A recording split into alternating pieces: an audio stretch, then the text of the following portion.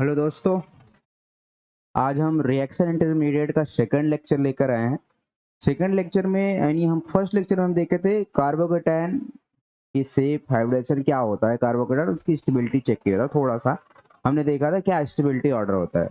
आज हम कार्बोकेटायन की स्टेबिलिटी के ज़्यादा से ज़्यादा क्वेश्चन अटेम्प्ट करेंगे, उसकी प्रैक्टिस करेंगे और उससे रिलेवेंट जो हमारे एग्जाम में आए हुए एग्जाम में है उससे रिलेवेंट कुछ क्वेश्चन और कुछ प्रीवियस ईयर के क्वेश्चन हम अटेम्प्ट करेंगे। यानी पूरा का पूरा कार्बोकेटायन की स्टेबिलिटी पे पूरा क्वेश्चन यानी पूरा लेक्चर बेस्ड रहेगा। आज कार्बोकेटायन की स्टेबिलिटी के सारे कॉन्सेप्ट क्लियर हो जाएंगे। ठीक है, आज सारे कॉन्सेप्ट क्लियर होंगे। जैसे हमने आज पहला लेक्चर पहले हमने जो इससे पिछले लेक्चर में डिस्कस किया था, जो कार्बोकेटायन की स्टेबिलिटी होती है, सबसे पहले कार्बोकेटायन की स्टेबिलिटी कौन किसकी होती है? एरोमेटिक कार्बोकेटायन हो, ठीक है, एरोमेटिक कार्बोकेटायन की स्टेबिलिटी होती है। उसके बाद किसकी होती है? मिसक्लेनियस कार्बोकेटायन की। मिसक्लेनियस कार्बोकेटायन की मिसक्लेनियस कार्बोकेटायन उसको बोलते हैं जिसको बनाना बॉन्ड होता है, उसको मिसक्लेनियस कार्बोकेटायन। फिर इसके बाद रेजोनेंस आता है। रेजोनेंस में भी दो कैटेगराइज हमने किया था, बेंजाइलिक एंड एलाइलिक। फिर उसके बाद हाइपर कॉन्जुगेशन आता है, अरही याद कर लो, सब कुछ वही रहेगा, अरही हाइपर कॉन्जुगेशन। फिर उसके बाद आता है inductive effect.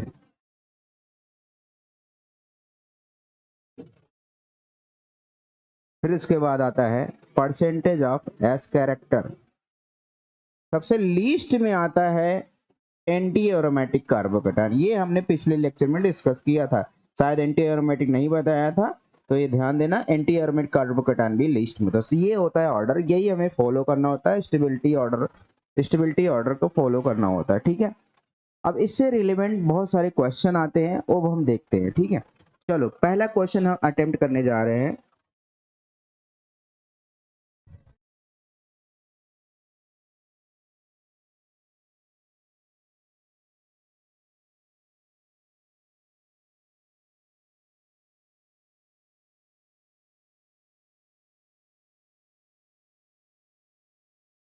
Which carbocation is more stable? A and B. कौन सा कार्बोकेटायन ज्यादा स्टेबल है? हेडिंग डाल दो, विच कार्बो वे या कार्बोकेटायन, हेडिंग ही डाल दो, arrange the order of stability of carbocation. Arrange the order of stability of carbocation. ठीक है, तो यहाँ पे देखो, पहली बात, ये कैसा कार्बोकेटायन है? 2 डिग्री कार्बोकेटायन है। किससे स्टेबलाइज्ड है? क्या रेजोनेंस स्टेबलाइज्ड है? रेजोनेंस है क्या यहाँ पे इस कार्बोकेटायन में? रेजोनेंस नहीं है, रेजोनेंस नहीं है। क्या इसमें हाइपर कॉन्जुगेशन है? हाइपर कॉन्जुगेशन है, बिल्कुल है, हाइपर कॉन्जुगेशन है। This is hyper conjugation. और इसमें हाइपर कॉन्जुगेशन कितने हैं जी? 3 हाइड्रोजन यहाँ है, 2 हाइड्रोजन यहाँ है, टोटल हाइपर कॉन्जुगेशन कितने हैं? 5 है। और यहाँ पे ये बेंजाइलिक कार्बोकेटायन होता है। अब ऑर्डर जाके चेक करो, हाइपर कॉन्जुगेशन पहले स्टेबलाइज होता है, स्टेबल होता है या बेंजाइलिक होता है? तो अब benzylic carbocation is more stable. एक ऐसा कार्बोकेटायन है, बेंजाइलिक कार्बोकेटायन है, क्योंकि बेंजीन से लगा हुआ डायरेक्ट अटैच्ड कार्बोकेटायन और कॉल्ड बेंजाइलिक कार्बोकेटायन। बेंजीन से लगा हुआ डायरेक्ट नेगेटिव चार्ज और कॉल्ड बेंजाइलिक कार्बोएनायन। ठीक है, बेंजाइलिक कार्बोकेटायन बेंजाइलिक कार्बोनायन बोला जाता है। यानी बेंजाइलिक कार्बोकेटायन रेजोनेंस स्टेबलाइज होता है। और रेजोनेंस मैंने याद करवाया था, अरही याद करो, अरही याद करो। तो रेजोनेंस स्टेबलाइज यानी रेजोनेंस आगे आएगा, हाइपर कॉन्जुगेशन बाद में आएगा। ये हाइपर कॉन्जुगेशन स्टेबलाइज है, ये रेजोनेंस स्टेबलाइज है, इसलिए इसकी स्टेबिलिटी ज्यादा होगी एज कंपेयर टू ये, यानी B is more stable as compare to A. ये दिस इज ऑर्डर। ठीक है, दिस इज ऑर्डर। अब हम आते हैं, बात करते हैं कुछ और क्वेश्चन की। एक क्वेश्चन है,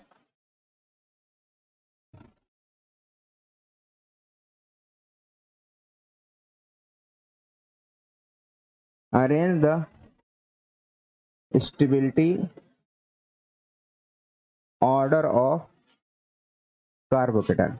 ध्यान से देखना, यही बार बार मैं करूंगा, तो इसके एक क्वेश्चन लगाओ, और जो बहुत बार आता है और हमेशा आता रहता है इस टाइप के question.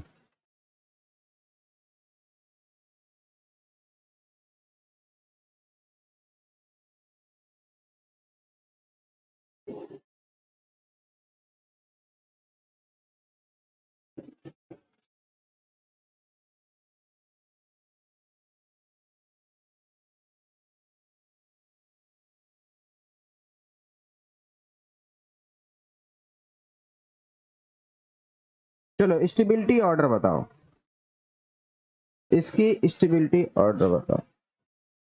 Arrange the stability order of this, इसकी स्टेबिलिटी ऑर्डर बताइए आप।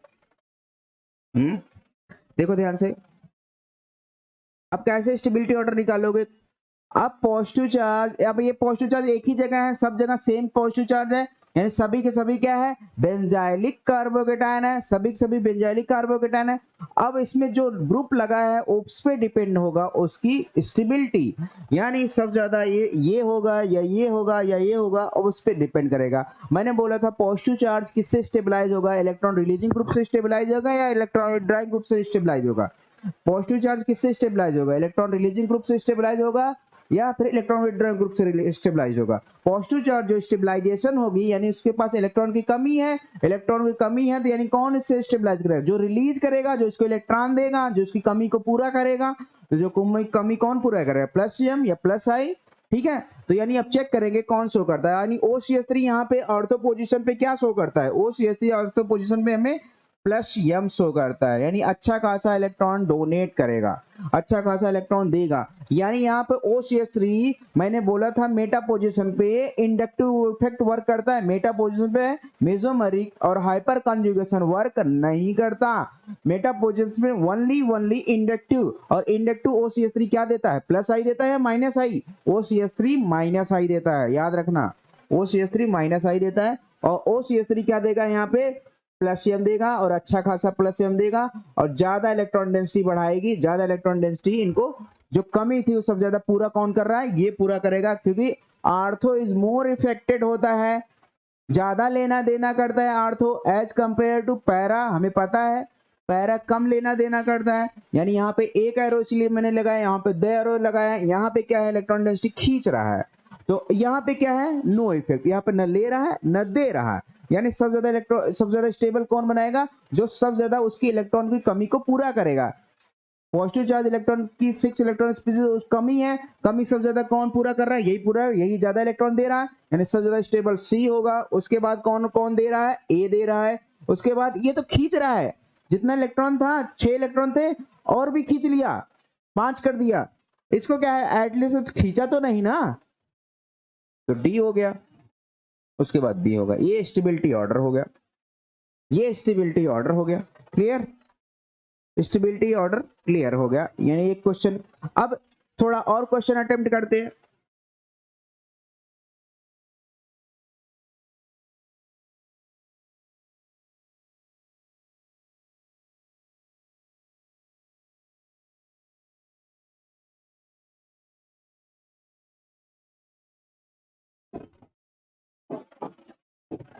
जैसे यहाँ पे मैंने CH3 लगा दिया, यहाँ पे CH3 लगा दिया, यहाँ पे CH3 लगा दिया। अब बताओ कार्बोकेटाइन की स्टेबिलिटी का ऑर्डर क्या होगा, कार्बोकेटाइन की स्टेबिलिटी का ऑर्डर क्या होगा, बताइए भाई। एक बार अपने मन से क्वेश्चन को ट्राई करिए, फिर मेरे आंसर से मैच कराइए, क्या वो सही हो रहे हैं क्या।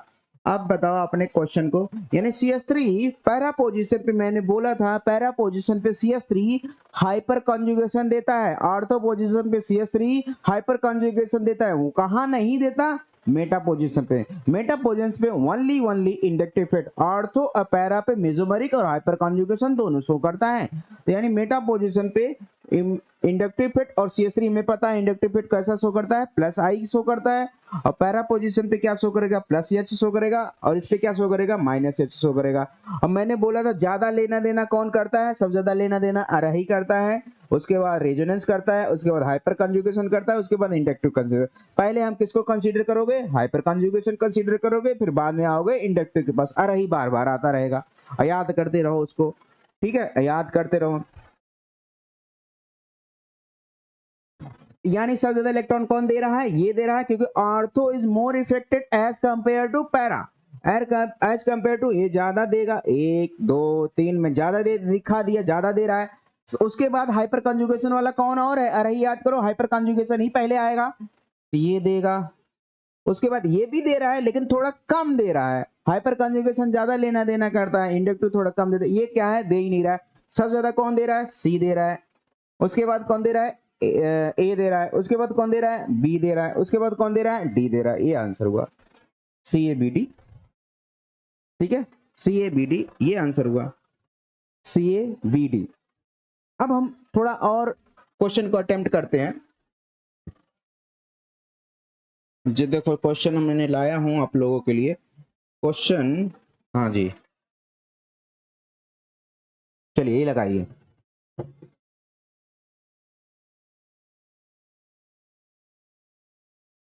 ए हो गया, बी हो गया,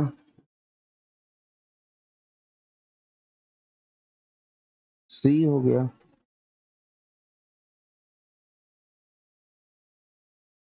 डी हो गया।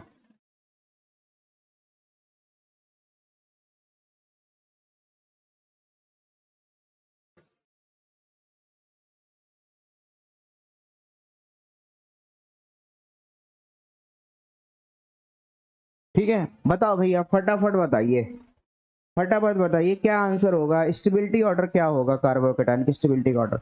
आपको लग रहा होगा क्या स्टेबिलिटी ऑर्डर होगा? यहाँ पे क्या शो करता है? प्लस आई शो करता है, यहाँ पे प्लस आई शो करता है, यहाँ पे प्लस आई शो करता है, यहाँ पे प्लस आई शो करता है। हो गए, गच्चा खा गए। मैंने बोला था हाइपर कॉन्जुगेशन भी CH3 शो करता है, उसका भी ध्यान देना है। तो CH3 हाइपर कॉन्जुगेशन भी शो करता है अल्फा पोजिशन में, यानी बेंजीन के अल्फा पोजीशन अगर हाइड्रोजन लगा हुआ है, बेंजीन के अल्फा पोजीशन अगर हाइड्रोजन लगा है, ये हाइपर कंजुगेशन भी शो करता है। अगर हाइड्रोजन नहीं लगा हुआ है तब नहीं शो करता, क्योंकि बेंजीन भी एज ए एल्कीन होता है, वो भी हाइपर कंजुगेशन शो करता है, वो तब नहीं शो करेगा। यानी ध्यान देना इस बात को, इस बात को ध्यान देना। तो यानी यहाँ पे क्या होगा आंसर? यहाँ हाइपर कंजुगेशन शो कर रहा है। यहाँ पे कितने हाइड्रोजन है जी? यहाँ पे कितने हाइड्रोजन है चेक करो। यहाँ पे 2 हाइड्रोजन है दिख रहा है, यहाँ पे 3 हाइड्रोजन, यानी हाइपर कंजुगेशन कितना शो करेगा? 3 हाइड्रोजन है और 3 एल्कीन है, टोटल हाइपर कंजुगेशन कितना करेगा? 3 मल्टीप्लाई बाई 3। मैंने बोला था number of alpha hydrogen multiply by number of alkene, ये बताया था ना।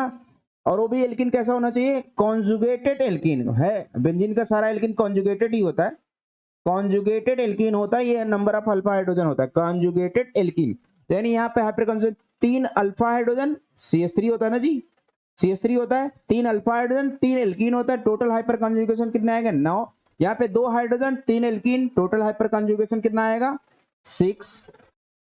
यहाँ पे है 1 hydrogen 3 alkene, total hyper conjugation कितना आएगा? 3। यहाँ पे एक भी अल्फा हाइड्रोजन नहीं है और 3 एल्कीन, हाइपर कंजुगेशन कितना आएगा? 0। कर लो बात हाइपर कंजुगेशन से, यानी number of hyperconjugation is directly proportional to stability of carbocations. ये मैं बार बार बोलता रहता हूं, आप लिख भी लो। Number of hyperconjugation is directly proportional to stability of carbocation, यानी स्टेबल सबसे ज्यादा कौन हुआ? डी हुआ, उसके बाद सी हुआ, उसके बाद बी हुआ, उसके बाद ए हुआ।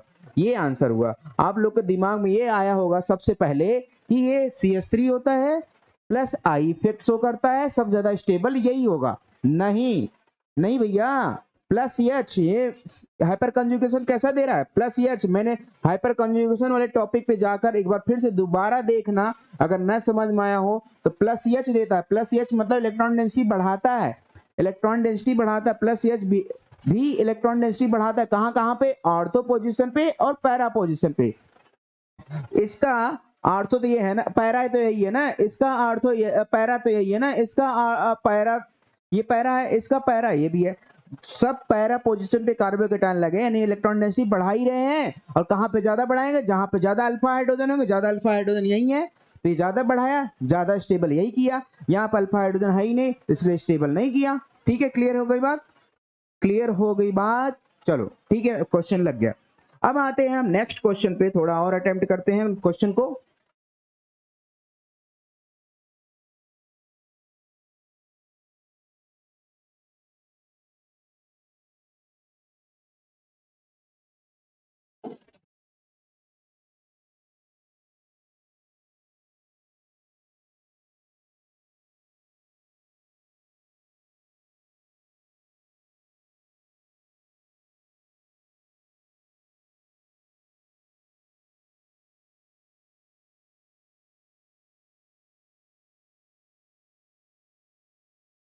इसको ट्राई करो, स्टेबिलिटी ऑफ कार्बोकेटायन बताओ।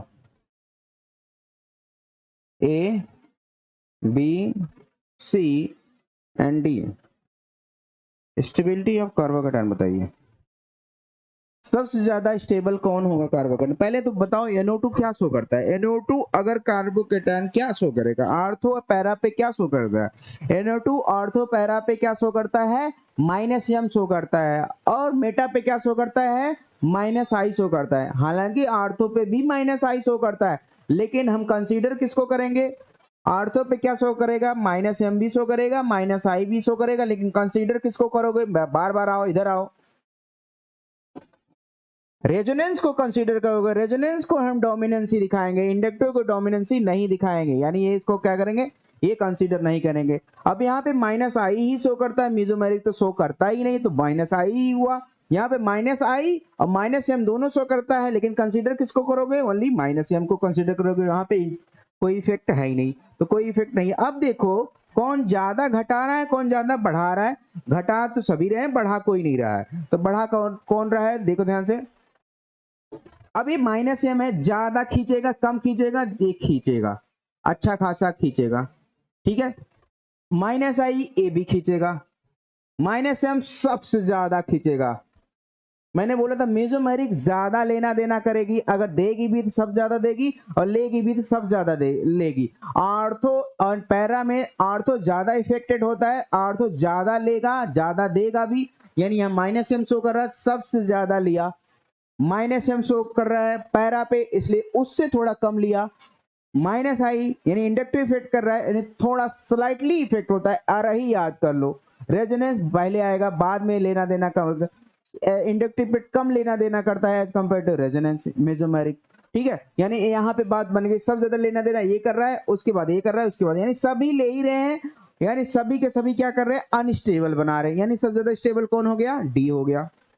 उसके बाद देखेंगे कौन कम ले रहा है, जो कम लेगा वो थोड़ा स्लाइटली स्टेबल होगा एज कंपेयर टू जो ज्यादा ले रहा है, यानी बी। उसके बाद क्या होगा? ए होगा। उसके बाद क्या होगा? सी होगा। पॉजिटिव चार्ज मतलब होता है इलेक्ट्रॉन की कमी, इलेक्ट्रॉन की कमी जो ज्यादा पूरा करेगा वो ज्यादा स्टेबल होगा। क्लियर है बातें? चलिए अब आते हैं हम नेक्स्ट क्वेश्चन और अटेम्प्ट करते हैं। Question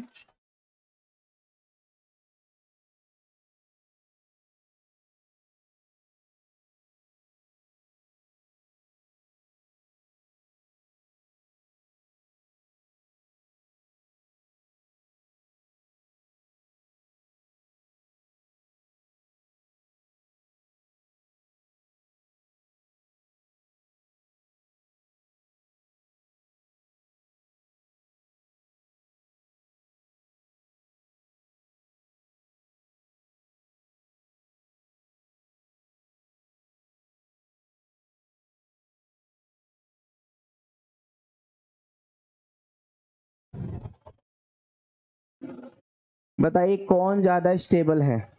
which one is more stable? Which one is more stable? बताइए भाई, which one is more stable? अब यहाँ पे सभी के सभी, कोई +m है, कोई -m है, कोई -i है, कोई +m देता है, कोई माइनस। अब कौन क्या शो करेगा? अभी हमने जस्ट पिछला क्वेश्चन में जब देखा कि NO2 पैरा पोजीशन पे क्या शो कर रहा था? -m शो कर रहा था। NO2 पैरा पोजीशन पे क्या शो कर रहा था? -m शो कर रहा था। Cl यहाँ पे क्या +m शो करेगा? Cl +m शो करेगा। फ्लोरीन +m शो करेगा। हाँ शो करता है, बट डोमिनेंसी क्लोरीन और फ्लोरीन के केस में ऑलवेज आरही को फॉलो नहीं करेंगे।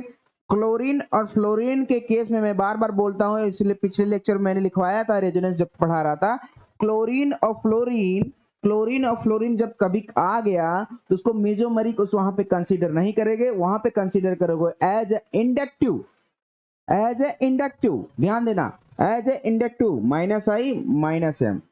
इसको क्या रीजन था इसके पीछे? मैं लेक्चर नंबर शायद 8 या 9 में है, तो वहां पे जाके देख लेना इसके पीछे क्या रीजन है, क्या कहानी है। तो flow lecture number general organic chemistry का लेक्चर नंबर 9, तो वहां पे क्या पीछे क्या इसकी कहानी है वो देख लेना। पर Cn में क्या होता है? Cn क्या शो करता है? आप जाके ऑर्डर चेक कर लो, -m भी शो करता है और -i भी शो करता है। और कंसीडर किसको करोगे? ओनली मेसोमेरिक को कंसीडर करोगे। हर जगह मेसोमेरिक को ही कंसीडर करोगे। अगर दो इफेक्ट आ गया, सिर्फ एक ही जगह ऐसा है जो अगर मेसोमेरिक आता है, इंडक्टिव आता है, तो वहां पे इंडक्टिव कंसीडर होने लगता है सिर्फ क्लोरीन एंड फ्लोरीन पे। क्लोरीन एंड फ्लोरीन पे प्लस एम भी होता है और प्लस एम भी होता है, लेकिन प्लस एम आप कंसीडर नहीं करते। एक्सेप्शंस है, क्यों एक्सेप्शंस है, क्या रीजन है इसके पीछे कहानी, lecture number general organic chemistry lecture number 8 या 9 में है शायद, वहां पे जाके देखना क्या कहानी है इसके पीछे, मैंने डिटेल बताया।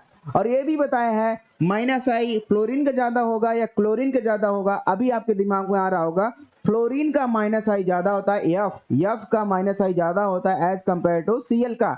लेकिन जब कभी रेजोनेंस में आ जाए एफ, जब कभी रेजोनेंस में आ जाए एफ, जब कभी रेजोनेंस में आ जाए सीएल, तो क्लोरीन का माइनस आई ज्यादा हो जाता है एज कंपेयर टू फ्लोरीन का। क्लोरीन का माइनस आई ज्यादा हो जाता है एज कंपेयर टू फ्लोरीन का। ठीक है, इस बात को ध्यान देना, क्लोरीन का माइनस आई ज्यादा हो जाता है एज कंपेयर टू एफ का, फ्लोरीन का। मैं बार बार क्लोरीन क्यों, इसके पीछे क्या रीजन है, मैं फिर वही बोलूंगा, general organic chemistry lecture number 8 या 9 में है, क्या इसके पीछे कहानी है। ठीक है, तो क्लोरीन का ज्यादा होता है minus I as compare to fluorine का।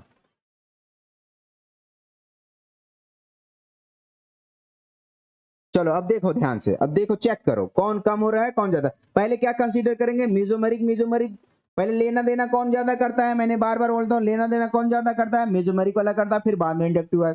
ये भी माइनस आई, ये भी माइनस एम, ये भी माइनस आई, ये माइनस आई माइनस एम, यानी सभी के सभी इलेक्ट्रॉन डेंसिटी खींच ही रहे हैं पॉजिटिव चार्ज, यानी सभी के सभी अनस्टेबल बना रहे हैं। जब अनस्टेबल बनाएंगे क्या करेंगे, उसमें देखेंगे कौन कम स्टेबल बना कौन ज्यादा स्टेबल, जो ज्यादा खींचेगा ज्यादा अनस्टेबल बनाएगा, जो कम खींचेगा कम स्टेबल, यानी दोनों माइनस आई है, ये कम खींचेंगे ज्यादा स्टेबल बनाएंगे, ये दोनों क्या होंगे, ये और ये दोनों क्या होंगे, ज्यादा खींच रहे हैं, ज्यादा अनस्टेबल बना रहे हैं। अब देखो क्या ज्यादा, अब NO2 ज्यादा माइनस एम शो करता, NO2 ज्यादा माइनस एम शो करता है या CN माइनस एम ज्यादा शो करता है। आप जाके ऑर्डर चेक करो माइनस एम का, NO2 is better minus M as compare to CN, तो ये NO2 ज्यादा खींचेगा, ज्यादा खींचे अपने पास इलेक्ट्रॉन, ज्यादा खींच लिया, झमाझम खींच लिया। CN उससे कम खींच पाया, लो भाई खींचा, खींचा। ठीक है, आयोडीन और फ्लोरीन में मैंने बोला था Cl की ज्यादा इलेक्ट्रोनेगेटिविटी, Cl की ज्यादा माइनस आई होती है जब रेजोनेंस में हो। ये Cl कैसा होता है, बेंजीन के रेजोनेंस में होता है, बेंजीन के रेजोनेंस में होता है, इसलिए क्या होता है Cl ज्यादा माइनस आई शो करता है एज कंपेयर टू F का। तो यहाँ पे क्या होता है, यहाँ पे क्या होता है, ध्यान से देखना इस बात को, ये ज्यादा खींचेगा एज कंपेयर टू फ्लोरीन। इसके पीछे रीजन क्या है, कहानी क्या है, जीओसी का लेक्चर नंबर 8 या 9 में जाके देखना। यानी सबसे ज्यादा कम कौन खींच रहा है, एफ खींच रहा है, यानी ABCD डालेंगे, ABCD, तो C ज्यादा स्टेबल होगा, उसके बाद B ज्यादा स्टेबल होगा, उसके बाद D, उसके बाद A। ये होगा स्टेबिलिटी ऑर्डर, ये हो गया स्टेबिलिटी ऑर्डर, क्या होगा। ठीक है, कहानी समझ में आई।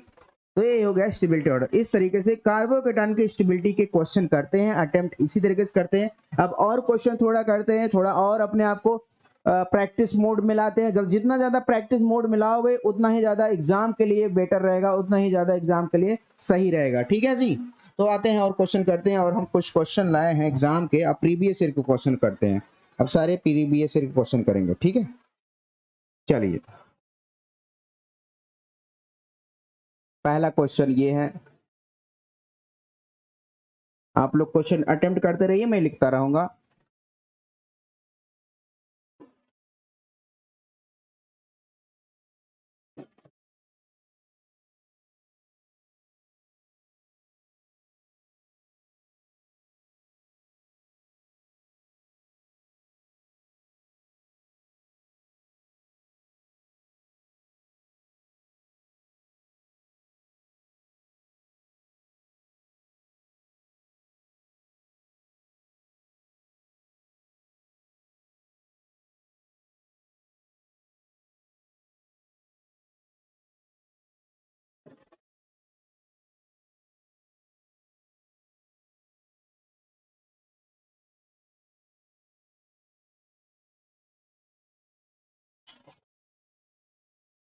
सारे प्रीवियस ईयर के क्वेश्चन हैं।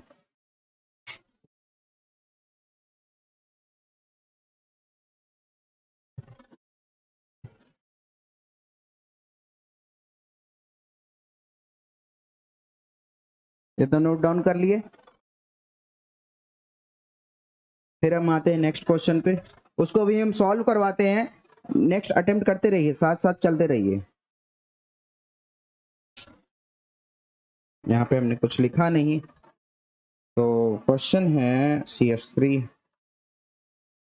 ठीक है, CD3, CT3।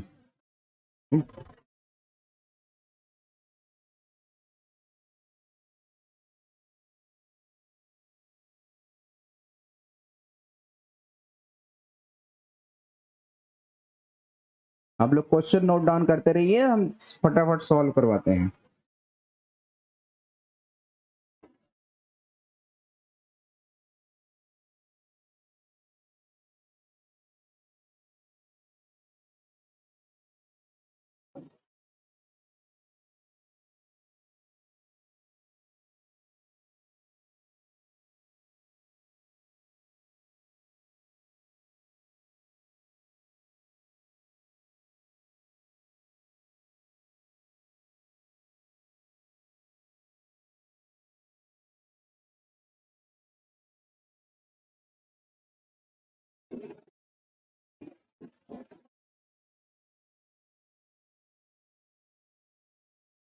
चलिए फटाफट नोट डाउन करते रहिए, बताते रहिए आंसर, आंसर कमेंट सेक्शन में आता रहना चाहिए।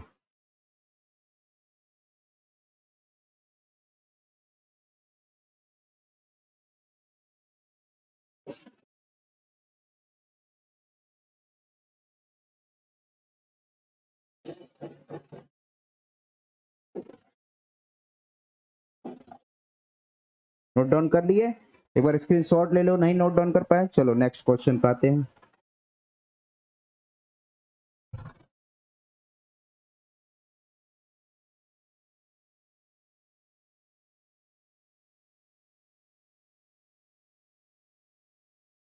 आज इतना प्रैक्टिस करवा देंगे कार्बोहाइड्रेट की स्टेबिलिटी पे, सारे कॉन्सेप्ट क्लियर हो जाएंगे, कोई भी दिक्कत ना रहे।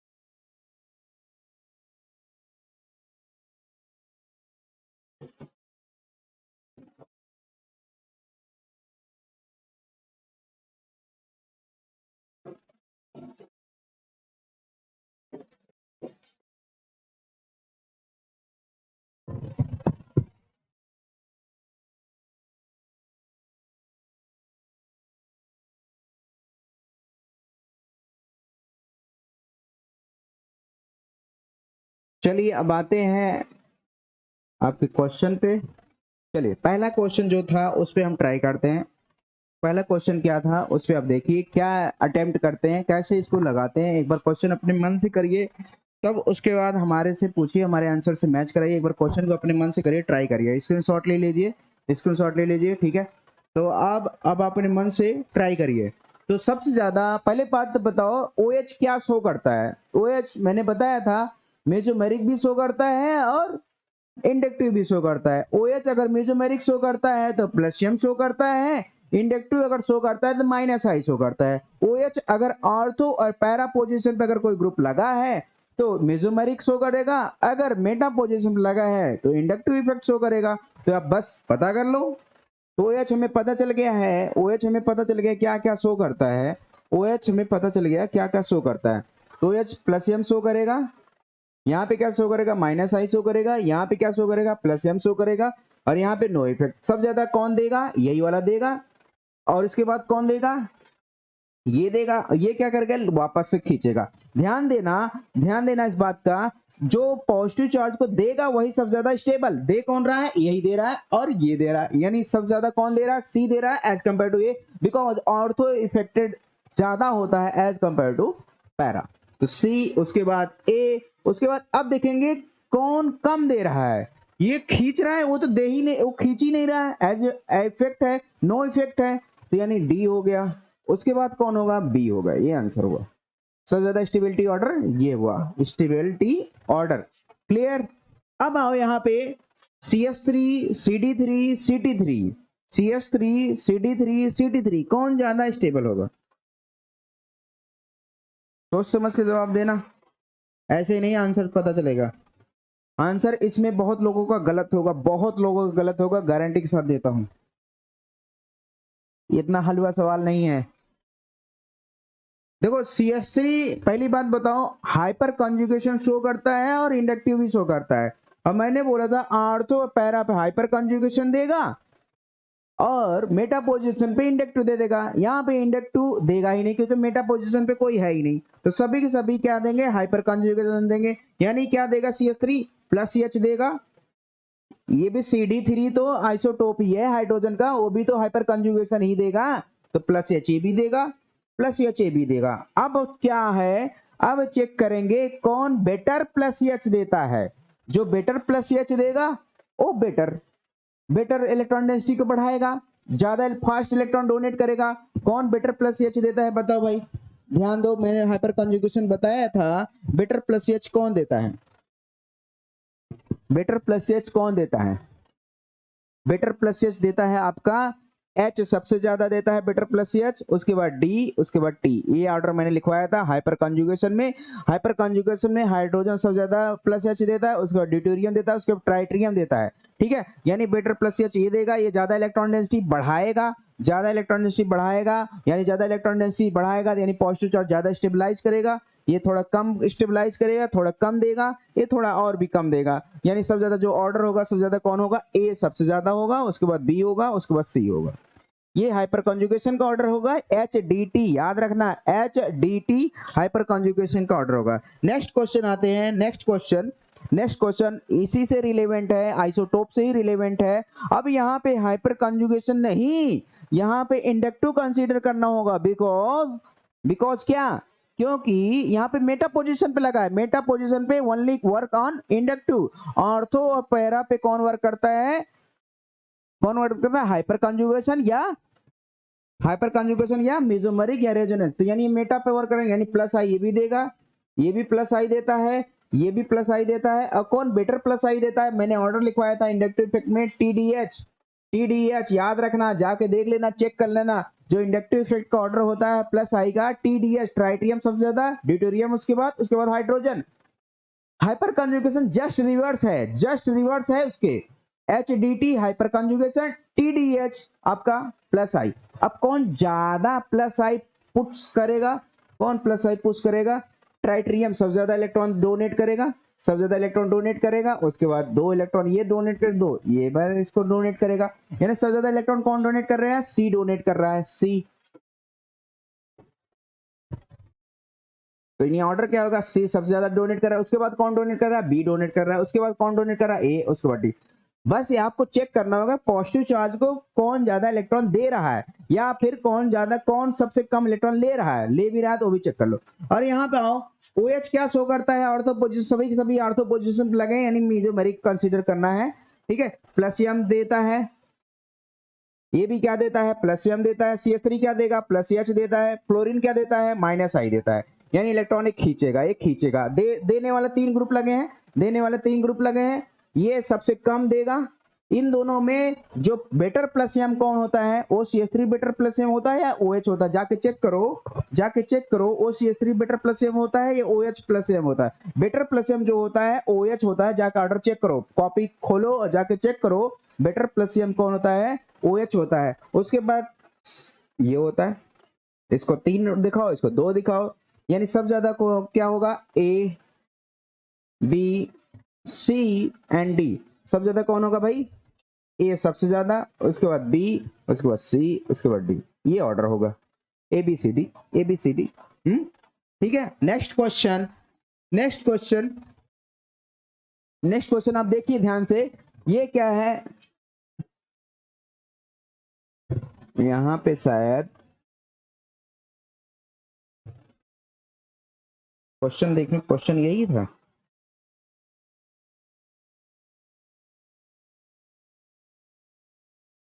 अच्छा, पॉजिटिव चार्ज यहाँ है जी, ठीक,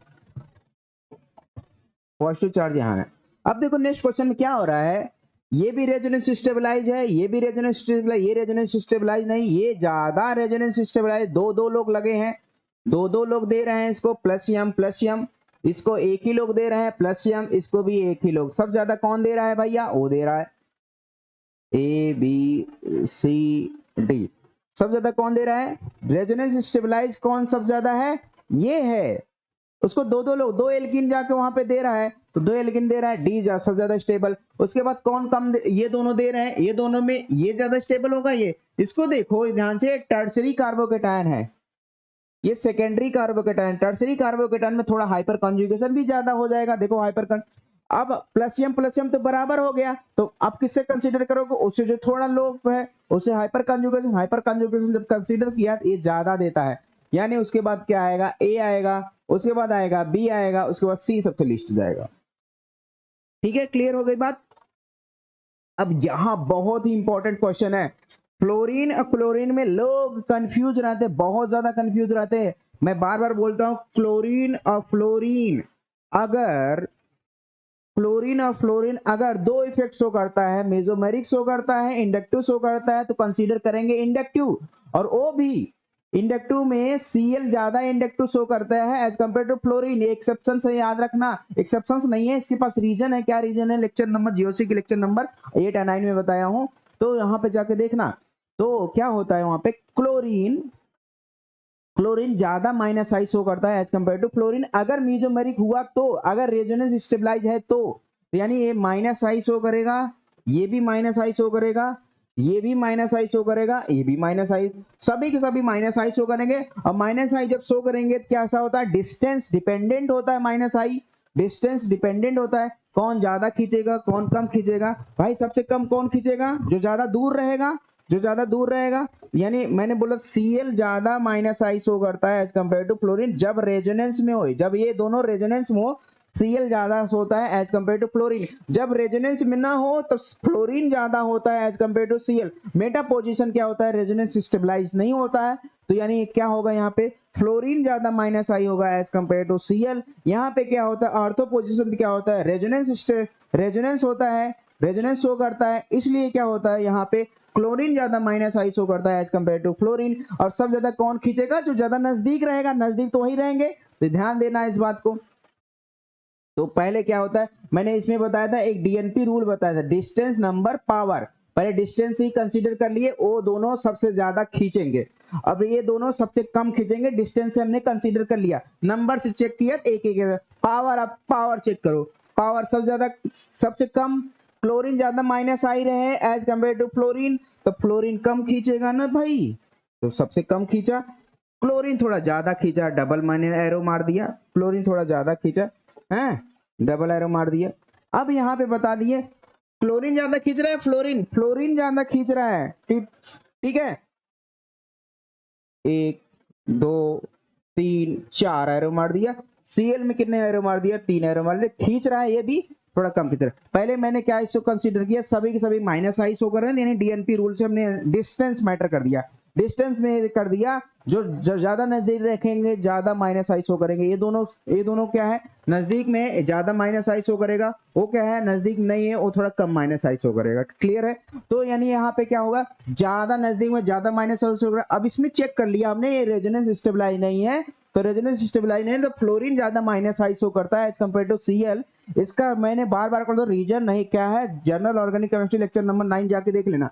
तो यहाँ पे क्या है, फ्लोरीन ज्यादा शो करे, फ्लोरीन ज्यादा खींचेगा, ये कम खींचेगा। उसके बाद इधर आओ, इधर में क्या है, Cl ज्यादा माइनस आई शो करता है एज कंपेयर टू फ्लोरीन, यानी सबसे ज्यादा स्टेबल कौन होगा, जो कम खींचेगा ना, यानी A B C and D, तो यानी B सबसे ज्यादा, उसके बाद A, उसके बाद C, उसके बाद D। ये हुआ स्टेबिलिटी ऑर्डर, ये हुआ स्टेबिलिटी ऑर्डर। चलो ठीक है, तो इस तरीके से कार्बोकेटायन के स्टेबिलिटी के क्वेश्चन अटेम्प्ट करने हैं, और एग्जाम में बहुत आते हैं इस तरीके के क्वेश्चन, और आपको करने पड़ेंगे, और इससे ज्यादा प्रैक्टिस करने पड़ेंगे। और आपको मैं एक बात बता दूं, MS चौहान की बुक परचेज कर लीजिए, वहां पे स्टेबिलिटी के ऑर्डर के बहुत सारे क्वेश्चन दिए गए हैं, और वहां से लगाएंगे, और डायरेक्ट पीजीटी में क्वेश्चन वहां पे पूछे गए हैं, टीजीटी में भी क्वेश्चन पूछे गए हैं, ठीक है।